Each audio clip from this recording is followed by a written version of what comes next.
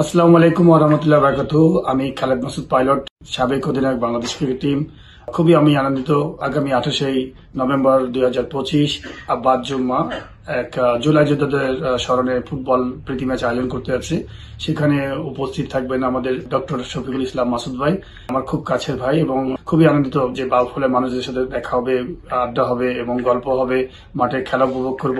আমি কেন cricket player হয়ে ফুটবল মাঠে যাচ্ছি, আসলে ফুটবল আমার খুব প্রিয় খেলা এবং আমার বাবাও ফুটবল খেলতেন, খুব নাম করা একজন ফুটবল প্লেয়ার ছিলেন।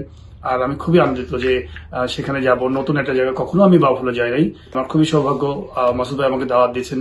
ইনশাল্লাহ সবার সাথে দেখা হবে এবং সবাই ভালো থাকবেন। আর একটা ছোট্ট একটা মেসেজ দিই, আমি একজন খেলোয়াড় হিসেবে, খেলাধুলা আসলে কোনো বিকল্প নাই। খেলাধুলা মানুষের মধ্যে শারীরিক, মানসিক এবং আমি বলবো যে বন্ধুত্বের সৃষ্টি করে। তো খেলাধুলার মাধ্যমে আমাদের যুব সমাজ সবাইকে, নতুন দেশ, নতুন প্রজন্মকে আমরা সুন্দর পথে নিয়ে যেতে পারি। সবাই ভালো থাকবেন। আসসালামু আলাইকুম ওয়া রাহমাতুল্লাহি ওয়া বারাকাতুহু।